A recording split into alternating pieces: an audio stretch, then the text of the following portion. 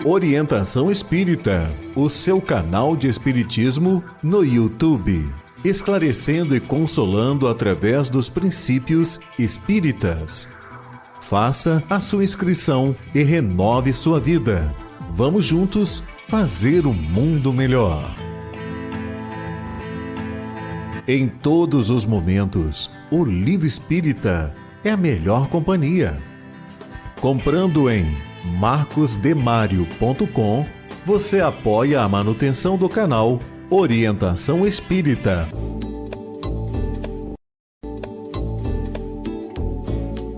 No canal Orientação Espírita, você encontra variada programação, pensada e feita para você. Acompanhe os nossos programas no YouTube. Um olhar para o futuro na construção da Era do Espírito.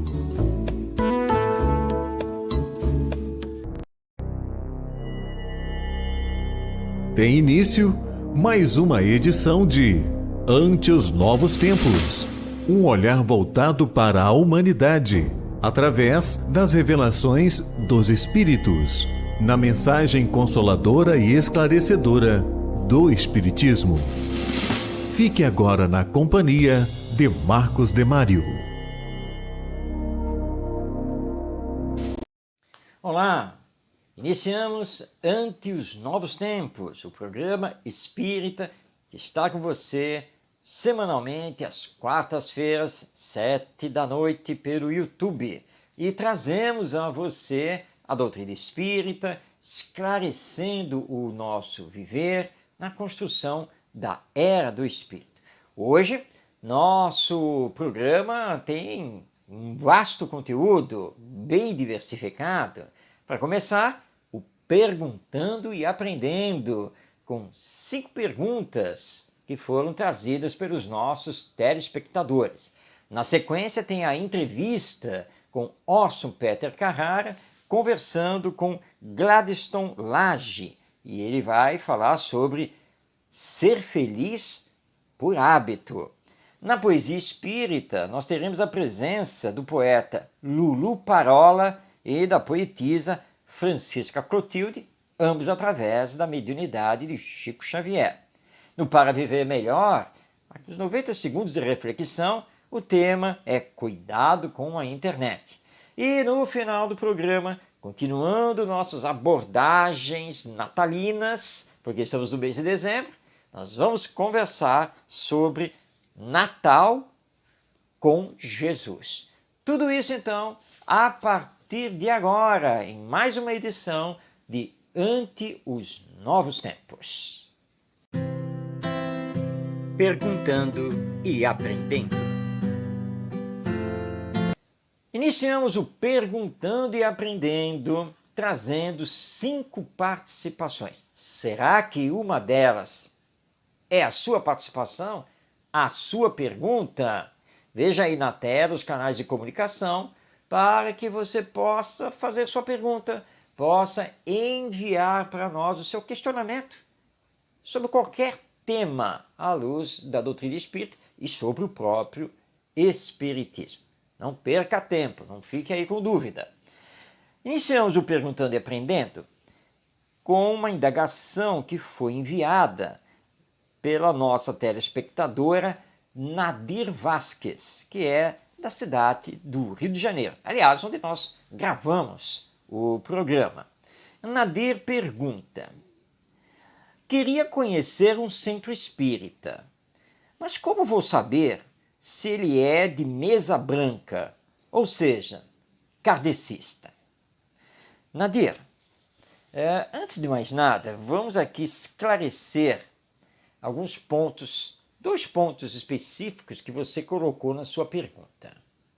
Você quer conhecer um centro espírita, mas está em dúvida de como saber se o centro espírita X, o centro espírita Y, se ele segue, de fato, o espiritismo, conforme codificado por Allan Kardec. E aí você quer saber, será que esse centro espírita é kardecista? Será que ele é mesmo de mesa branca?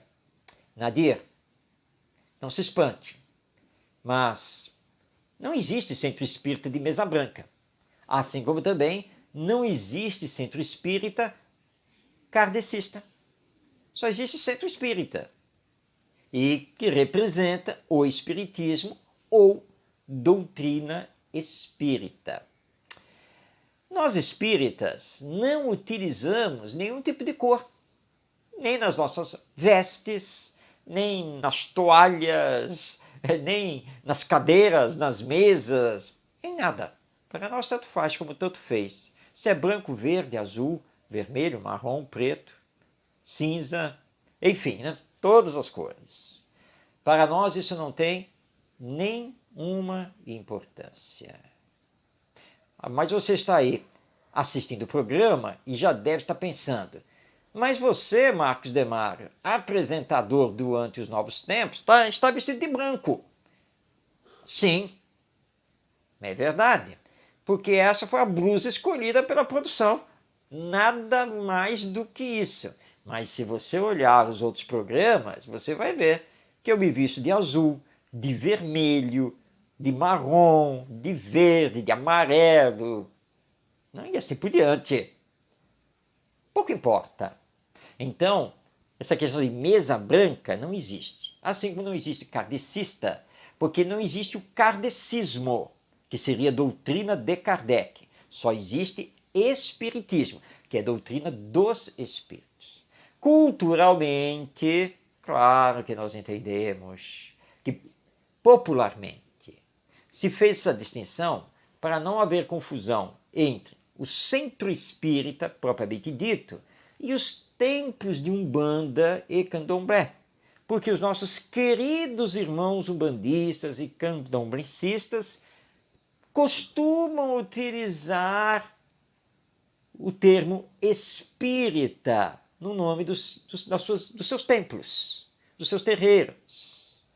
Daí, então, isso gera uma certa confusão, até porque eles, na verdade, não são espíritas, ou seja, não são adeptos do espiritismo, doutrina filosófica, científica e religiosa, surgida em 18 de abril de 1857, em Paris, França, na metade do século XIX, com o lançamento da obra O Livro dos Espíritos, obra assinada por Allan Kardec. Tá bom?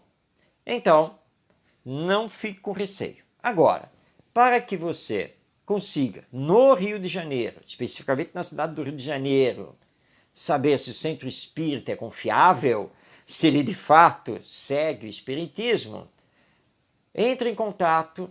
Aliás, não precisa nem entrar em contato, basta você olhar na internet o site do CERJ, Conselho Espírita do Estado do Rio de Janeiro.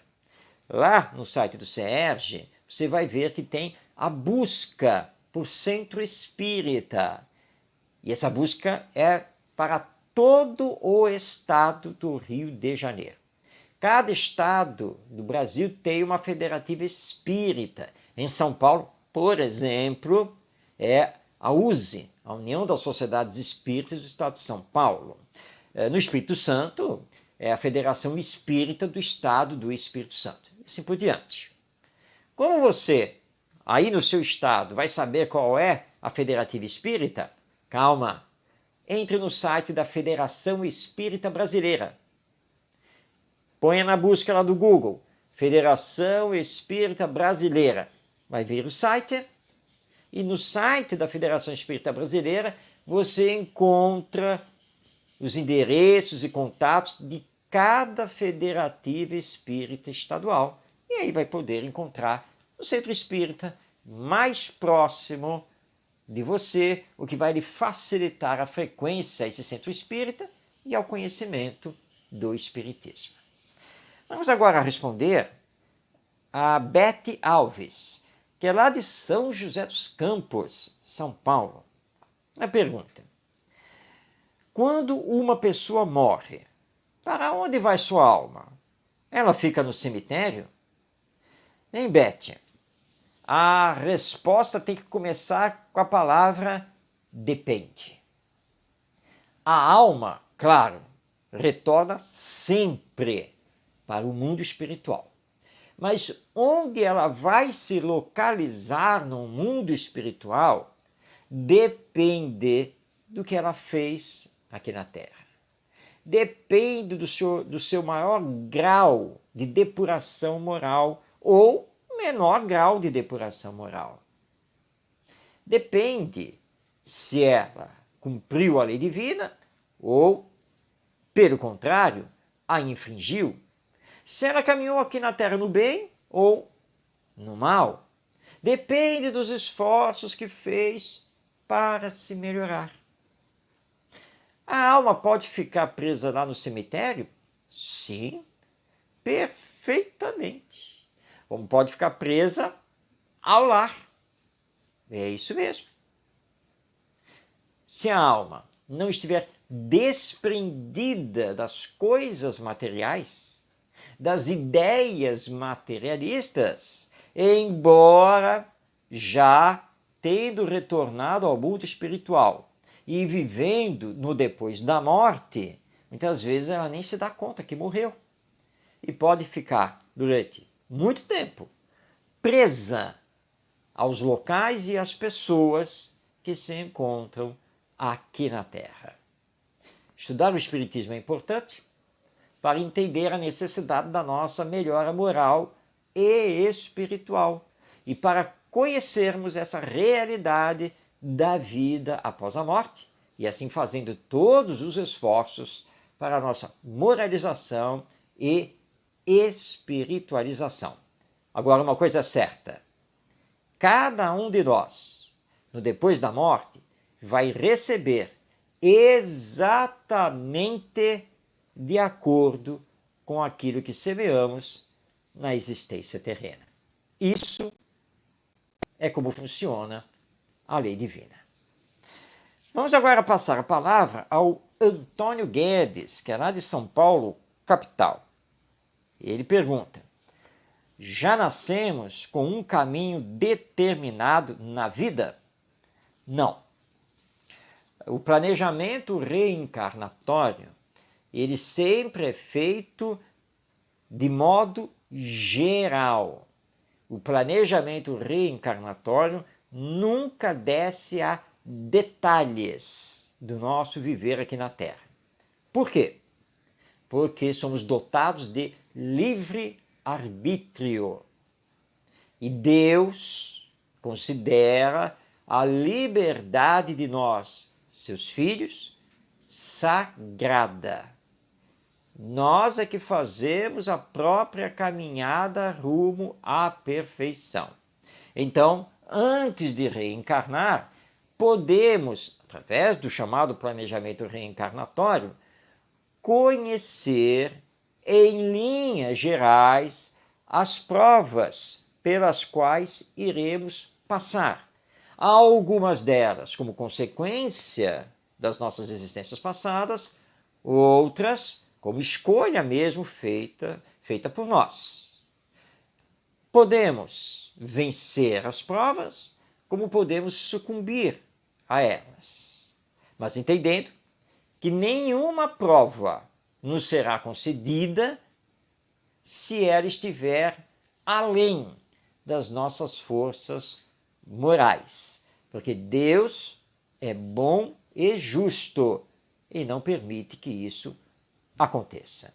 Para dar um exemplo bem claro, se você está passando na rua, lá na calçada, e cai um objeto lá de um apartamento, do prédio que está ali do seu lado, se um objeto cai em cima de você, não diga: ah, isso tinha que acontecer, isso já estava escrito, era o meu karma. Não. Porque provavelmente o objeto caiu por imprudência, por imprevidência de alguém. Agora, a prova pela qual você vai passar da dor, do sofrimento, dependendo do tipo de acidente, essa prova poderia acontecer de uma outra maneira. Mas acontecendo dessa maneira, pela imprevidência, pelo mau uso do livre-arbítrio, essa prova estará sempre de acordo com a sua, a minha, a nossa necessidade de aprendizado e de evolução. Então, nem tudo que nos acontece estava escrito para acontecer. Depende das escolhas que fazemos aqui na Terra, utilizando o livre-arbítrio. Nós recebemos agora a participação da Sandra Bonasso, que é da cidade do Rio de Janeiro. E ela nos enviou a seguinte pergunta: o que é preciso para que eu possa me tornar um médium? Sandra, a mediunidade não é uma coisa automática. Ela depende de vários fatores. E é possível que desenvolver alguma faculdade mediúnica não esteja no nosso roteiro de vida. Isso acontece muito. O que não impede que você faça exercícios, que você estude e procure desenvolver alguma faculdade mediúnica. Tanto que nos centros espíritas, normalmente, nós temos a reunião de educação da mediunidade ou reunião de desenvolvimento da mediunidade, em que qualquer pessoa pode participar, porque ali ela vai estudar a mediunidade e, ao mesmo tempo, vai fazer exercícios, vai experimentar o desenvolvimento das faculdades mediúnicas. Aí é possível que alguma faculdade mediúnica ecloda, se desenvolva, como é possível que nada aconteça. Não existe um roteiro pré-estabelecido para se desenvolver mediunidade. Mas entendemos que, primeiro, antes de mais nada, é preciso estudar o Espiritismo. E, claro, principalmente, o Livro dos Médiuns, de Allan Kardec, que é uma obra dedicada a estudar a mediunidade.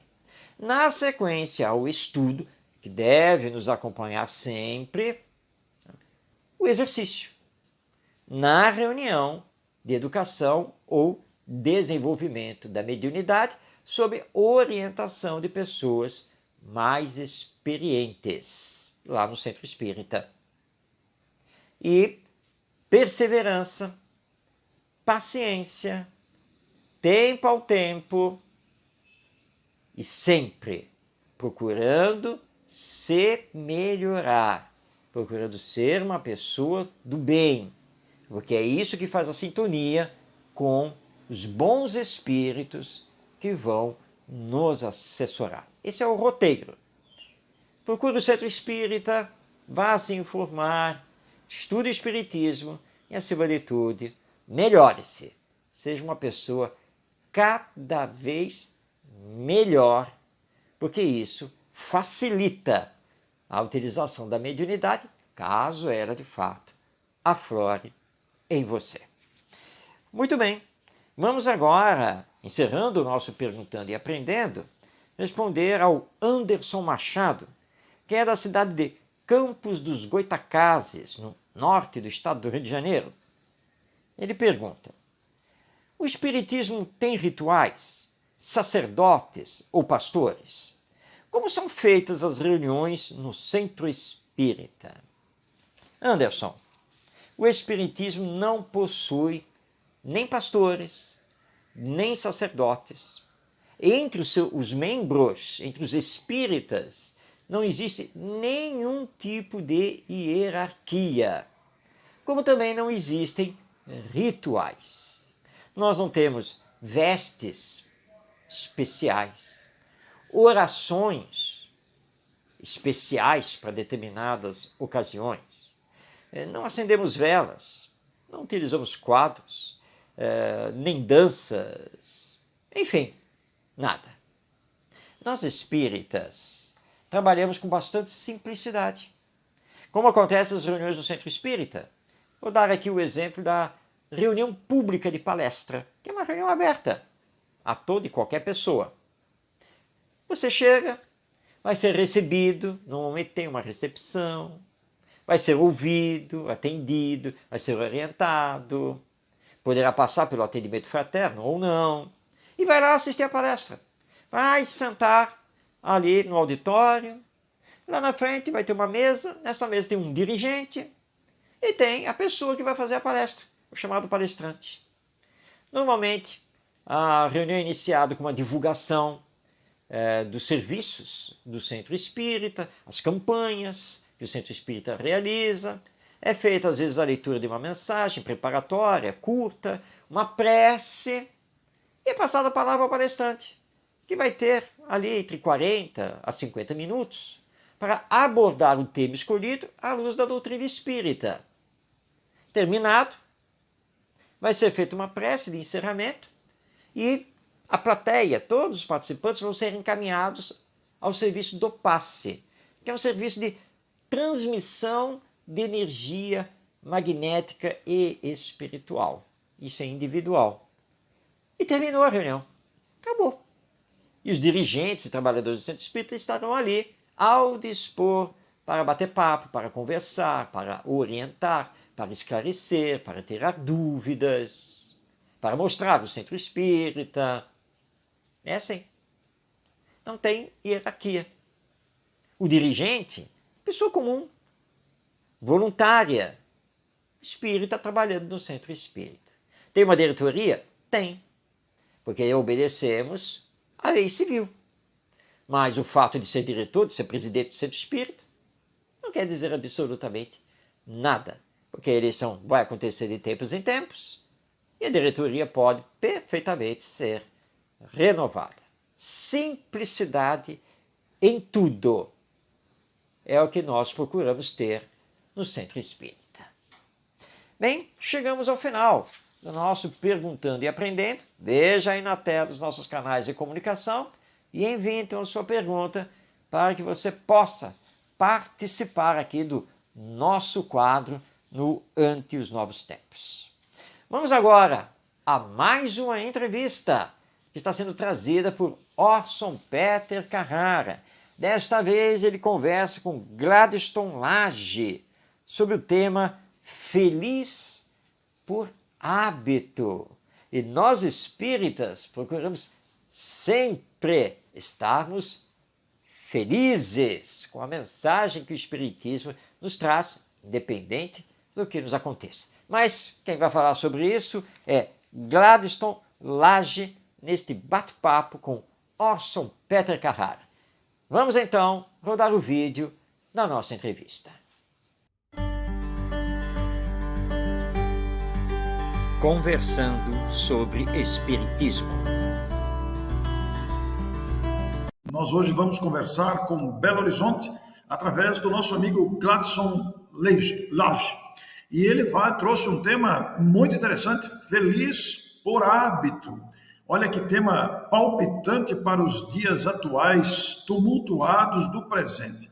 Vamos, pois, conhecer o Gladstone. Bem-vindo, meu amigo, meu novo amigo, um prazer estar contigo. Muito boa noite. Muito boa noite, Orson, aos nossos ouvintes, aos espectadores. Alegria estar com vocês e parabenizar pelo trabalho. Para mim também é uma grata surpresa saber dessa difusão de vocês, tá?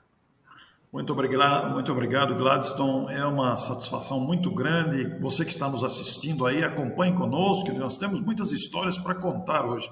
Gladstone, eu não o conhecia, estamos nos vendo pela primeira vez, foi indicação de algum amigo nosso comum, e eu não me lembro quem mais, porque são tantas entrevistas, diariamente, praticamente gravamos entrevistas, mas o importante é que aqui estamos e o amigo que nos indicou vai perdoar o meu esquecimento e vai ficar feliz por você estar conosco. Mas muita gente que está vendo não o conhece também. Eu gostaria de perguntar a você inicialmente, você está em Belo Horizonte hoje, mas onde nasceu e como se tornou espírita, Gladstone? Apenas para que as pessoas te conheçam inicialmente. Também seremos o mais resumidos possível, né? Eu sou Gladstone Lage, Gladstone da Silva Lage, nascido, residente, radicadíssimo em Belo Horizonte, tá? E eu falo que eu era muito introspectivo, muito inibido para conversar, até que fui convidado a participar numa reunião de grupo jovem, né? Grupo jovem católico da Lagoinha. Aos 17 anos eu tive contato com um grupo jovem, aí eu fui desenvolvendo um pouquinho mais de liderança, fiquei mais à vontade para conversar, mas, sobretudo, eu tive contato com o Evangelho. E aí a minha vida, a minha visão de existência, o reencontro, né, mudou profundamente. Eu pensava, inclusive, na hipótese de ser padre franciscano. Nesse percurso, que foi importantíssimo para a formação social da mente na juventude, né, meu irmão Walterson passou a frequentar a União Espírita Mineira. E, na verdade, a minha atitude não foi elevada, não, porque ele, espírita e eu católico, eu comecei a querer discutir com ele as questões filosóficas, e ele tinha resposta para tudo. Como eu trabalhava até de madrugada em banco, eu peguei o Livro dos Espíritos, que ele deixava aleatório ou intencionalmente em cima da mesa, e fui ler o Livro dos Espíritos para poder refutar, para responder, só para encontrar brecha na lei. Olha que coisa feia. Mas quanto mais eu li o Livro dos Espíritos, mais eu concordei.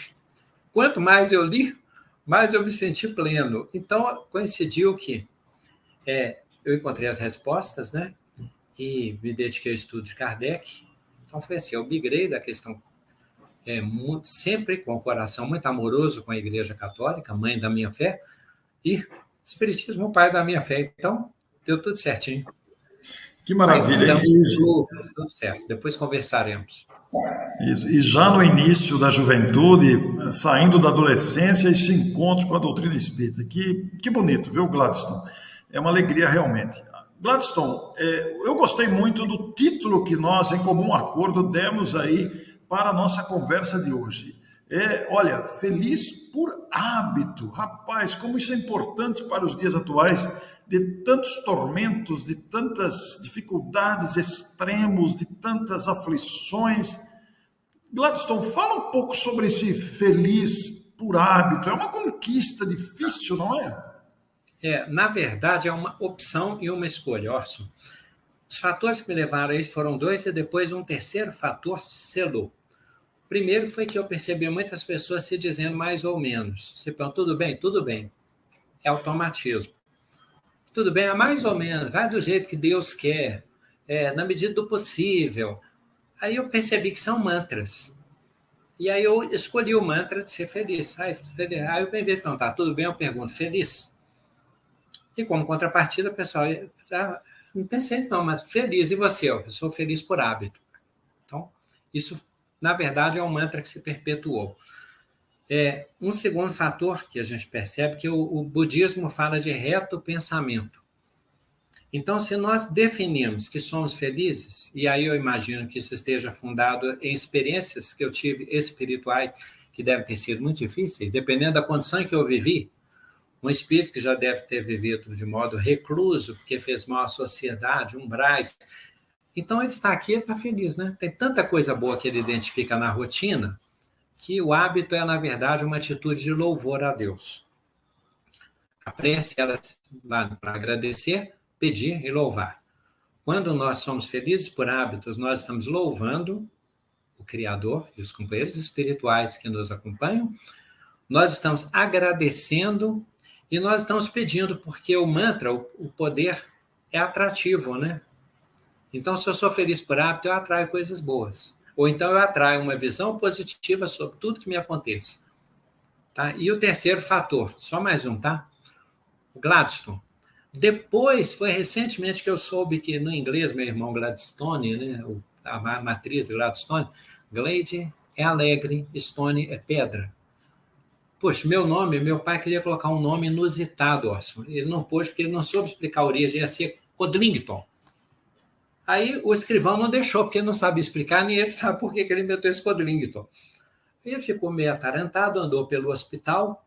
Minha mãe semi-analfabeta na época, boníssima, sempre falaremos dela. Aí ele viu o nome de um doutor Gladstone, no quadro de aviso do hospital. Anotou Gladstone. A letra do meu pai era linda, caligrafia. Perguntou para minha mãe aqui, não pode ser Codlington, então eu pensei nesse nome aqui, que você achou? Minha mãe semi-analfabeta, viu a letra do meu pai e falou assim, aí eu achei bonito. Aí eles ficaram com o Gladstone. Conclusão, eu escolhi esse nome. Pedra alegre, pedra feliz, feliz por hábito. Muito interessante sua história, inclusive do próprio nome, né? Muito interessante. São experiências mesmo curiosas, né? Ô Gladstone, você citou sua mãe aí, nós estamos apresentando esse programa hoje, dia 27 de outubro, quinta-feira, e nós falamos aqui em off que você ganhou um presente de esse programa ser apresentado hoje. Como é que é isso? Imenso. Minha mãe, fisicamente, aniversaria hoje. Ela ficou invisível em 2012. Minha advogada espiritual, minha advogada invisível. Boníssima, não por ser minha mãe, eu procuro ser muito isento nessa questão de estudo comparativo. Boníssima, boníssima, boníssima. Então, esse estudo se torna uma visitação, um preito, uma homenagem a ela, tá? O trabalho que ela fundou, eu falei da questão espírita, mas só emendando e estabelecendo uma conexão, ela já realizava um trabalho desde 1983, mais ou menos, ela já realizava um trabalho na rua com população de rua. Ela não era nem católica, nem espírita, e sempre falava assim quando criança, desculpe, Orson, a expandir, tá? Não, desde criança ela falava assim, se um dia eu ganhar na loteria, eu vou fazer uma casa de sopa. Assistência social não gosta às vezes desse nome, casa de sopa, mas era como ela pensava, porque ela viveu a situação de fome. Nós tivemos muita pobreza material, sabe, na nossa infância. Então, ela não ganhou na loteria, mas ela começou um trabalho de distribuir alimento para a população de rua, distribuindo. Quando o Alterson frequenta a União Espírita Mineira, eu me torno espírita e vou me engajando aos poucos no trabalho dela, cheio de divergência, de crítica social, né? E ela toda iluminada, igual o Chico Xavier e o filho dele, né? No início da transformação do filho e tal. Então, alguém sugere, por que a senhora não registra esse trabalho da senhora? Bem, resumindo, nós passamos a fazer um culto no lar com jovens da União Espírita Mineira, que o Alterson conheceu, de uma mocidade que passei a frequentar. O grupo é registrado com o nome de associação Grupo Espírito Consolador em 1987, depois que minha mãe já tinha ficado uns 5 anos sem vinculação, guardando os mantimentos dentro de casa, debaixo da cama, que era onde cabia, fazendo tudo em casa. Ela funda esse grupo depois se torna o centro, e esse centro, em 87, depois de ter estado mais 5 anos, é que estabelece um convênio que funda o Albergue Municipal Tia Branca. Era o apelido dela. Então, até hoje, Tia Branca tem esse nome aí na vida social de Belo Horizonte, nas instituições de acolhimento. O Gladstone, e você fez uma referência importante. A sua mãe fazia um trabalho para moradores de rua, e ela não era espírita nem católica quando fazia isso. Minha mãe era o bem pessoa. Ela era o bem. Ela era tão boazinha que esses dias eu estava lembrando as pérolas do cotidiano. Eu falei que hoje eu entendo porque que o pessoal planta uma árvore e porque que às vezes fala, mas a árvore só daqui a 60 anos que ela vai dar fruto. Minha mãe, quanto mais ela foi fisicamente se debilitando, mais linda ela ficava aquela árvore. Chegou num ponto que ela já estava em cadeira de roda. Aí ela falava para mim assim, Glácia, você vai fazer tal coisa para tal pessoa? Ah, não, que maravilha, adoro. Adorava quando se fazia caridade, né? Então faz o seguinte, aperta a cama, sem conseguir andar, traz a pessoa aqui, faz na minha frente que eu quero ver a cara dela. Só para ver o bem, Orson. Que ela fez isso durante a vida inteira. O bem para ela era universal, completamente universal, não era doutrina, não era bandeira. É o amor, tá? Testemunha muito franca sobre o que ela foi. A questão espírita foi o nome que ela deu. Adorava os livros de Santa Teresinha do Menino Jesus, por exemplo. E o fato de você e seu irmão terem se tornado espírita, ela se tornou espírita ou não? Tornou-se, mas tem outra questão que o pessoal que nos ouve tem que ouvir umas coisas engraçadas, né, Orson? Claro. Minha mãe assim, ela gostava muito do lado religioso do espiritismo, confiava em muitas coisas que a gente falava, e ela dizia assim, mas tem uma coisa só que eu não acredito, mediunidade. Eu falei, mas mediunidade, né? Moisés, Paulo, Maria, e falando para ela, não, mas isso não é tamanho de cabeça, não. Mediunidade, não acredito nisso. Você vai para essa reunião, eu fico até com dó. Eu falei, o que você vai fazer lá? Eu brincava com ela, falando, não, mãe, eu vou lá fingir, mãe. A gente não recebe nada, eu não vê nada, o espírito não materializa, eu não escuto espírito, coordeno a reunião, nós somos uns farsantes uns atores sem plateia. Aí brincando com ela, né? Beleza. Aí eu falei, Chico Xavier. Ah, Chico Xavier, eu acredito. Então, a senhora acredita. Ela era uma coisa muito lúdica, né? Boníssima, né? Quando ela desencarnou, aí eu pego e vou à casa do meu irmão, levo um lanche. Falei, mãe, só viver sozinha com a minha tia, então nós vamos ficar perto da minha tia no andar de baixo, né? Nós vamos cuidar dela. Dar carona, levar o lanche, participar no culto no lar a vida toda, tudo só pode. Quando ela desencarnar, eu falei, deixa que a gente toma conta da minha tia, e etc. Falei tudo. Bem, hoje, ó, eu sinto que minha mãe nos governa. Porque tudo que a família faz, ó, vamos levar para tal pessoa, faz isso, tal pessoa agora, leva para Zaira, passa para o seu irmão. Olha isso, bom que você está olhando a madrasta, a viúva do seu pai. Ela nos governa. Então, quando eu sinto que tem uma intuição que é dela, agora eu brinco com ela e falo assim, mãe, eu acho que a senhora falou alguma coisa para fazer alguma coisa, mas eu não vou fazer não, porque eu lembrei agora que a senhora não acredita em mediunidade. Espero que você tenha gostado do nosso Gladstone Lage, que é feliz por hábito, e a felicidade tem que ser um hábito, e o Espiritismo realmente nos faculta os sermos mais alegres e mais felizes. Você quer assistir essa entrevista na íntegra? Depois, então, no YouTube, acesse o canal Orson Peter Carrara e você vai, então, poder assistir na íntegra essa belíssima entrevista feita pelo Orson com o nosso Gladstone Lage. Mas agora está na hora dos poetas do além, que retornaram através do nosso querido médium Chico Xavier. Ou seja, vamos começar, a partir de agora, a poesia espírita. Poesia espírita. Trazemos do livro Antologia dos Imortais, que é uma publicação da Federação Espírita Brasileira, dois poetas de além-túmulo. É isso mesmo, dois mortos. Mas quem disse que a morte existe? Ela não existe. Nós somos almas imortais. E eles voltam através do Chico Xavier para mostrar, com todas as letras, que continuam muito vivos. Hoje nós vamos conhecer a deliciosa poética de Lulu Parola e, na sequência, a nossa extraordinária poetisa Francisca Clotilde. Vamos então conhecer Lulu Parola. Calma, isso é pseudônimo de Aloísio Lopes Pereira de Carvalho, mas que aqui em vida, no campo literário, ele ficou conhecido por esse pseudônimo Lulu Parola. Ele reencarnou em Salvador, Bahia, em 27 de março de 1866, tendo desencarnado lá mesmo em Salvador, em 2 de fevereiro de 1942. Ele foi jornalista e poeta de humor fino e original.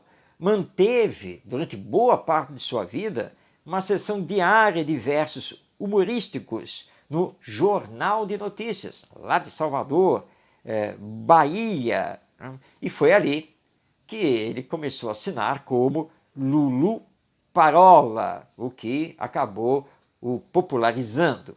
Ele foi um dos fundadores da Academia de Letras da Bahia, ocupando a cadeira número 2. Foi também deputado estadual e redator do jornal À Tarde.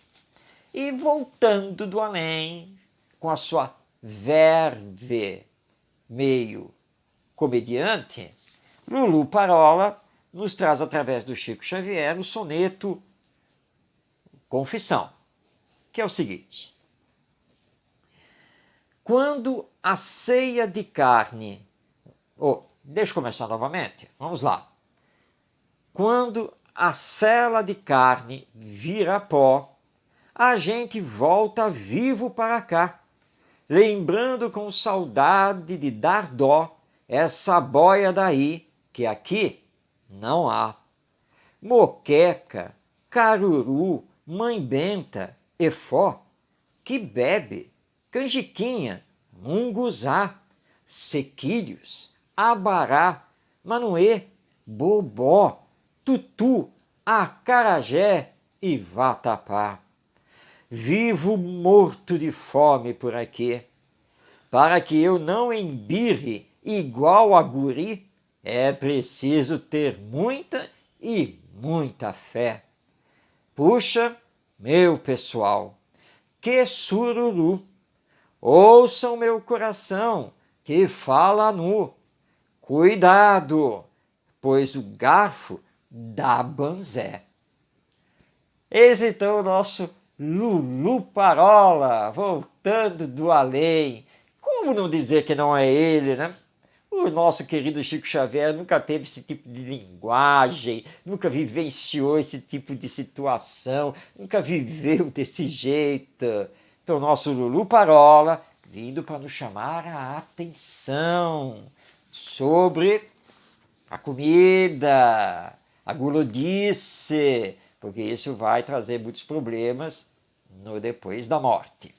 Bem, aqui na sequência, e já que estamos no mês de dezembro, nós estamos trazendo Francisca Clotilde, cujo nome completo era Francisca Clotilde Barbosa Lima, poetisa, contista e romancista, além de professora. Ela nasceu em Tauá, no estado do Ceará, em 19 de outubro de 1862, vindo a desencarnar também ali no Ceará, mas na cidade de Aracati, em 8 de dezembro de 1935. Francisca Clotilde foi a primeira mulher a lecionar na Escola Normal do estado do Ceará.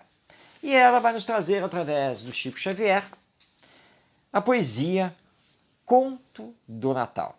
E eu quero confessar a todos vocês que estão acompanhando o programa que desde a minha adolescência, praticamente, ou pelo menos desde a minha juventude, eu conheço esta poesia da Francisca Clotilde. E ao escolhê-la para trazer aqui no programa, já que ela está publicada no livro Antologia dos Imortais, eu me senti muito tocado, e no final da sua releitura, eu chorei novamente.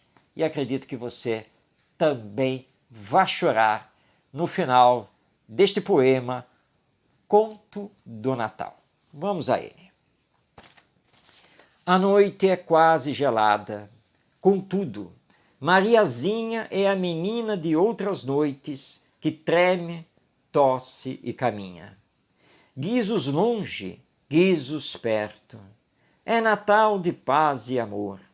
Há muitas vozes cantando, louvado seja o Senhor. A rua parece nova, qual o jardim que floresceu. Cada vitrina enfeitada repete, Jesus nasceu. Descalça, vestido roto, Mariazinha lá vai. Sozinha, sem mãe que a beije, menina triste, sem pai. Aqui e ali pede um pão. Está faminta e doente. Vadia, saia depressa, é o grito de muita gente. Menina ladra, outros dizem. Fuja daqui, pata feia, toda criança perdida deve dormir na cadeia. Mariazinha tem fome e chora, sentindo em torno o vento que traz o aroma do pão aquecido no forno. Abatida, fatigada, depois de percurso enorme, estira-se na calçada, tenta o sono, mas não dorme. Nisso, um moço calmo e belo surge e fala, doce e brando. Mariazinha, você está dormindo ou pensando? A pequenina responde, erguendo os bracinhos nus. Hoje é noite de Natal, estou pensando em Jesus. Não lhe lembra mais alguém? Ela, em lágrimas, disse, eu penso também, com saudade, em minha mãe que morreu. Se Jesus aparecesse, que é que você queria? Queria que ele me desse um bolo de padaria. Depois de comer, então, e a pobre sorriu contente, queria um par de sapatos e uma blusa grande e quente. Depois, queria uma casa, assim como todos têm. E depois de tudo, eu queria uma boneca também. Pois saiba, Mariazinha, eu lhe digo que assim seja. Você hoje terá tudo aquilo que mais deseja. Mas o Senhor, quem é mesmo? E ele afirma, olhos em luz. Sou seu amigo de sempre, minha filha. Eu sou Jesus. Mariazinha, encantada, tonta de imensa alegria, pôs a cabeça cansada nos braços que ele estendia. E dormiu, vendo-se outra, em santo deslumbramento, aconchegada a Jesus na glória do firmamento. No outro dia, muito cedo, quando o lojista abre a porta, um corpo caiu, de leve. A menina estava morta. Se você chorou, você realmente sentiu. Nós precisamos amparar as crianças. Esse é o conto de Natal, trazida pela poetisa Francisca Clotilde através de Chico Xavier. A poesia está publicada no livro Antologia dos Imortais, assim como a primeira, Confissão de Lulu Parola. Vamos então agora aos 90 segundos de reflexão com o vídeo do Para Viver Melhor, com o tema Cuidado com a Internet.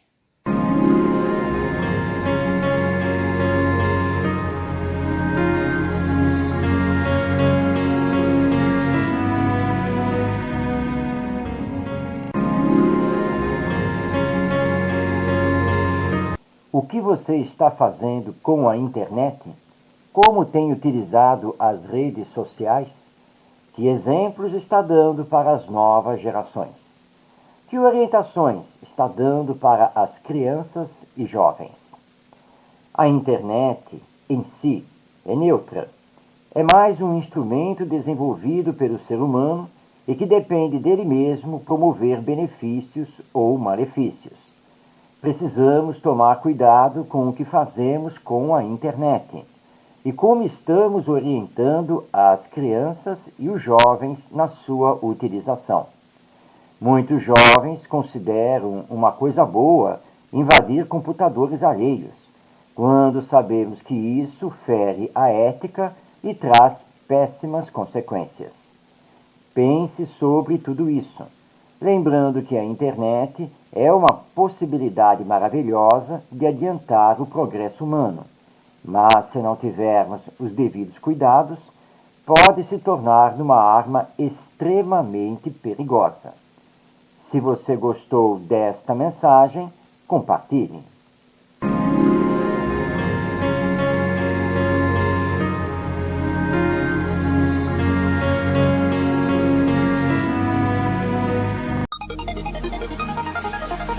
Entendendo com o Espiritismo. Hoje, no Entendendo com o Espiritismo, nós vamos conversar sobre o Natal com Jesus. Aliás, essa conversa já teve início com a belíssima poesia da Francisca Clotilde sob o título Conto de Natal. Natal com Jesus significa Natal da caridade. Tempo em que vamos procurar a dor e o sofrimento alheio para amparar, para orientar. Porque todos somos irmãos, todos somos filhos de Deus. e precisamos combater aqui na Terra o egoísmo e o orgulho, as duas grandes chagas morais que ainda nos caracterizam. Natal com Jesus não é apenas tempo de festa, não é apenas tempo de compras, não é apenas tempo de passeios, não é apenas tempo de gastos financeiros. Natal com Jesus significa tempo de atendimento ao próximo, de colocar em prática o amai-vos uns aos outros. E como nos lembram os espíritos superiores, não poderemos nos chamar de civilização enquanto tivermos alguém passando necessidades e morrendo de fome, enquanto tivermos pessoas brigando entre si, enquanto tivermos violência, guerras. Enquanto isso prevalecer, nós estaremos longe, muito longe, do nosso Mestre Jesus.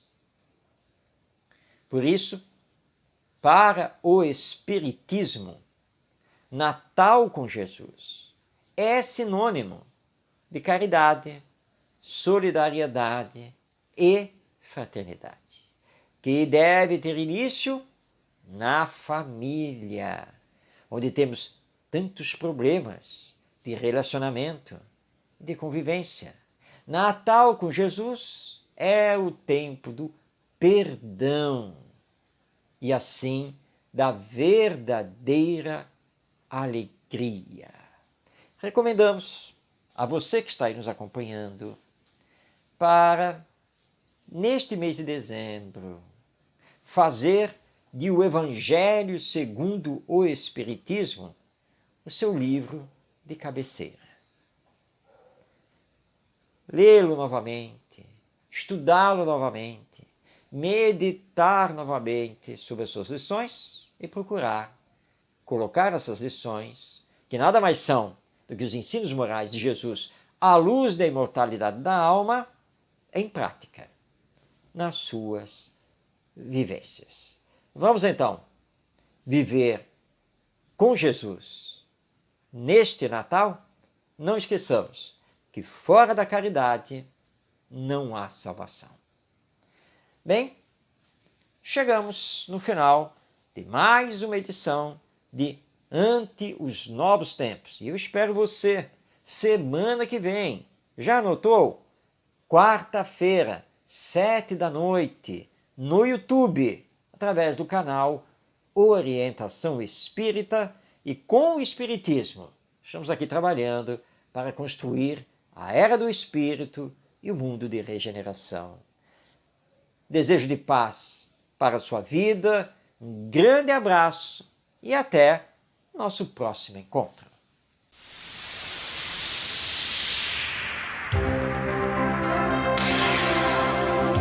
Um olhar voltado para o futuro da humanidade. As revelações dos Espíritos. A mensagem consoladora e esclarecedora do Espiritismo. Este é o programa Ante os Novos Tempos. Produção e apresentação, Marcos de Mário. Orientação Espírita, o seu canal de espiritismo no YouTube, esclarecendo e consolando através dos princípios espíritas. Faça a sua inscrição e renove sua vida. Vamos juntos fazer um mundo melhor.